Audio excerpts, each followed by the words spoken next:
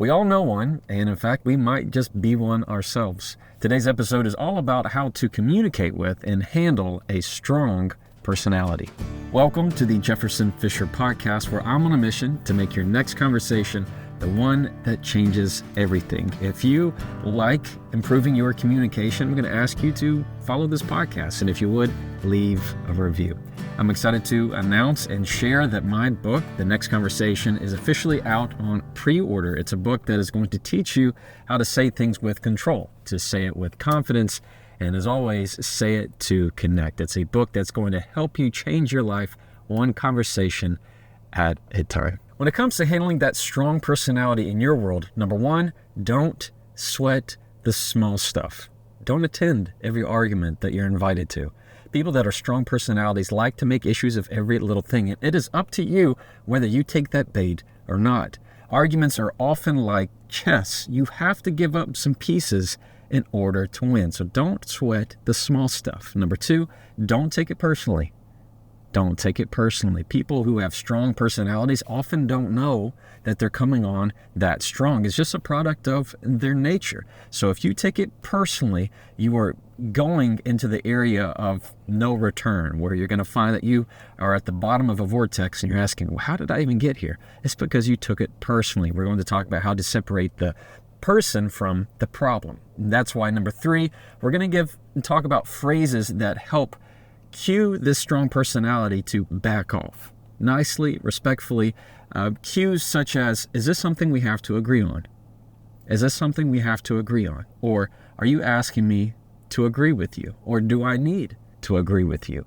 You are letting them know that they are being a little bit too pushy, coming on a little bit too strong, and they need to back off. Just because it's a strong personality does not mean it's a bad personality. There are plenty of people out there that are wonderful. They just have strong personalities. They come on really strong. And that can happen for any number of issues. Maybe it's part of their nature. It's what they grew up in. I'm in a family of strong personalities. I'm surrounded by attorneys in the legal world, all very strong personalities. It might be a symptom of or a consequence of that's how they control their surroundings. That's how they operate. Again, it's part of their nature.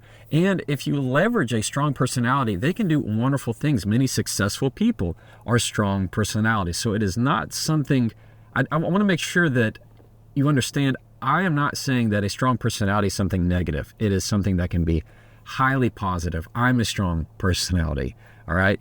But it is in these moments where you are having an argument or a conflict or a disagreement that you tend to take that strong personality as something negative. I want you to stay away from that. Strong personalities are something that can be very positive and benefit any environment that they're in. I want to talk more on number one, don't sweat the small stuff. Now you might say, Jefferson, that's easier said than done. I know. Now in my world, my dad would often, when I'd come to him with issues and say, this is what's happening, and maybe I'm arguing with my mom as a teenager or one of my siblings, my dad would say, don't make it your Alamo. Don't make that your Alamo. In other words, he was cueing me of this, is this issue really something that you want to die on? Is this the hill that you want to die on? Is this what you're going to put your flag in the ground and say, I'm not moving from this? Often that question would make me go, you know what, yeah, you're right, that's not that important. And often that's just part of human nature. We find ways to go, they're not doing what I want, so I'm going to argue with them, and now it's their fault. And that often just causes a whole lot of problems in our life that can be avoided if we just don't sweat the small stuff. Maybe it's that moving the couch, to the other side of the room. Maybe it's a different detergent. Maybe somebody sat in your seat when you just got up. Little things that, in reality, they don't matter. And the more you find that you sweat the small stuff, if you make an argument out of everything and you attend every argument you're invited to, it's going to slowly erode your peace of mind. You're going to be more and more sensitive. You're going to be more and more on attack mode and on the offense all the time. And it's just not worth it.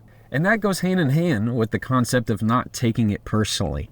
When somebody with a strong personality is coming on and wanting their way and pushing, the question that I like to ask myself is, what does this person need?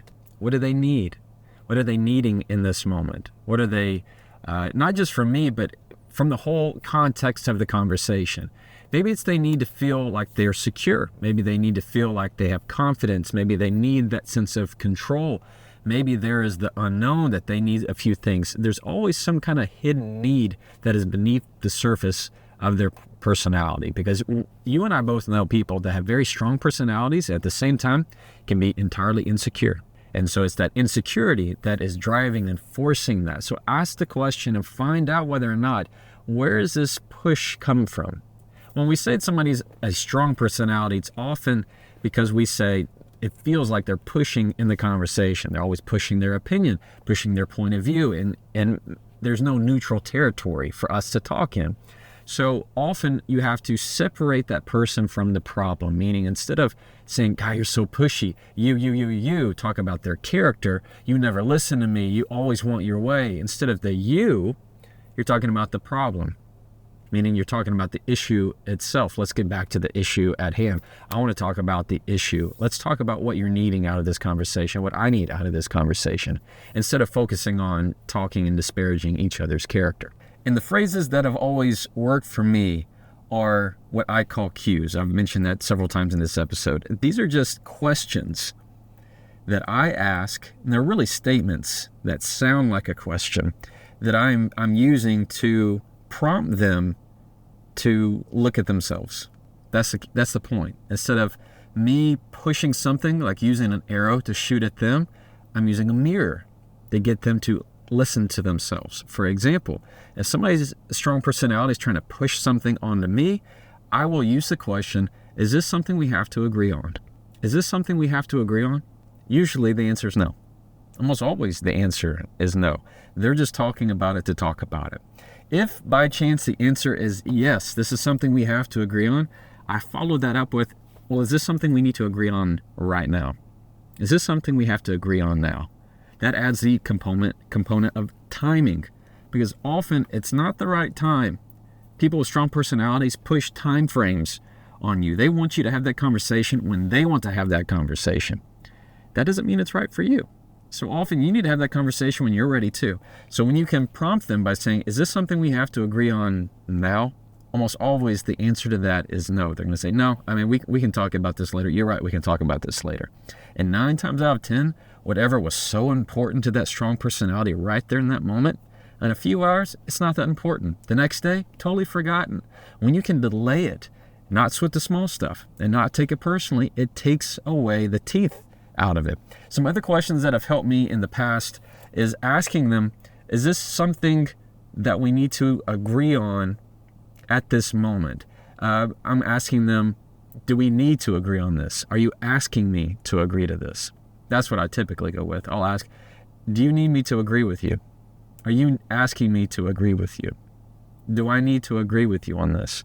I'm just pushing that question to them of saying, hey, you understand that you're pushing your own opinion. Are you asking me to agree? Do I need to agree with you? Often the answer is no. Accuse them that they're being a little bit too pushy in the conversation, and they will back off. The answer I typically get is, no. I'm just wondering about, and that's what you want. You want that? No. What I'm just trying to say is, and it backs them off and lets them know that they're coming on just a little too strong. Now we're at one of my favorite parts of the podcast, and that's when I get to read a question from a follower.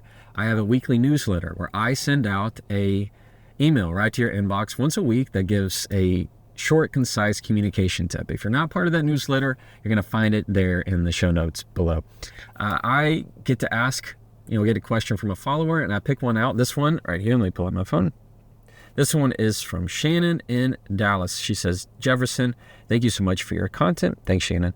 I have an issue with an overbearing father-in-law. He always tries to push his opinion onto me, especially if it's only he and I in the room and nobody else is around. He's trying to get me to agree with his side, whether it's politics or how things should be done around the house or my role. Any advice would be helpful. Shannon, I hear you, and that's difficult. That is a strong personality, especially in-laws. In-laws can, they typically have strong personalities. That doesn't mean it's bad. It's often good. Here's what I'm going to recommend to you. Anytime, one, I'm going to make some assumptions. Number one, I'm assuming that the conversation is appropriate, meaning he's talking about something that is okay to talk about. He's not asking inappropriate questions. He's not pushing something that is making you super uncomfortable. He just has a pushy, strong personality. what I'm going to recommend to you is, one, you use the question of, is this something we have to agree on? Is this something we have to agree on? Or are you asking me to agree with you? Are you asking me to agree with you? Often the answer you're going to find, and I'll be surprised if it's not, the answer you're going to get is no. No, I'm just asking, I'm just wondering your thoughts on this. It's okay to prompt them with those questions, but often you'll find they'll move on because you're indicating to them that he's being a little bit too pushy in the conversation. Here's another thought that's coming to my mind. Often you can frame a conversation in a way that allows them not to have that control in the first place. So if you find that he raises an issue and he's trying to push something on you and you want to get out of it, you need to tell him how you want the conversation to end. Meaning you call your shot ahead of time. You're just telling them how you want the conversation to end. And it sounds like this. If you're getting into that conversation and you find maybe you're 2 minutes into it, you go, look, I want to walk away from this conversation with the understanding that this is going to be this way, or this isn't going to change. I want to walk away with the understanding of, I want to walk away is the key phrase. I want to end this conversation understanding blah, blah, blah. I want to walk away from this conversation with X, Y, and Z. It's not you actually walking away. I'm not saying you leave the conversation, though if you need to, you certainly could. It is the idea of, I am telling you right now how I want this conversation to end. And that's how this is going to go, period. That way they can't guide it anywhere else. You're saying, look, I want to end this conversation with, let's say his name was Carl. I don't know. You said, Carl, look, I want to end this conversation with you and I on good terms, all right? Carl, I want to end this conversation and us have a great day. I want to walk away with this conversation feeling good. I want to walk away from this conversation excited for the dinner we're about to have. You just find ways to cue them out of saying, look, this is where I want to end this conversation. Don't take us to a bad place. Don't take us to where it's somewhere difficult. It's okay to have a strong personality, but understand that on the end of it, I want to come away with a positive takeaway that's going to preserve both of our peace of minds. All right, Shannon? Thank you for listening to the Jefferson Fisher Podcast. If you enjoyed today's episode, I'm going to ask you to follow this podcast, and if you would, leave a review. It really means a lot to me. Of course, my book is on pre-order right now, The Next Conversation. You can find it at pretty much any retailer, wherever you like to get your books, and you can listen to this podcast wherever you like to listen, whether it's on Amazon, Spotify, Apple, any of them. And as always, you can try that and follow me.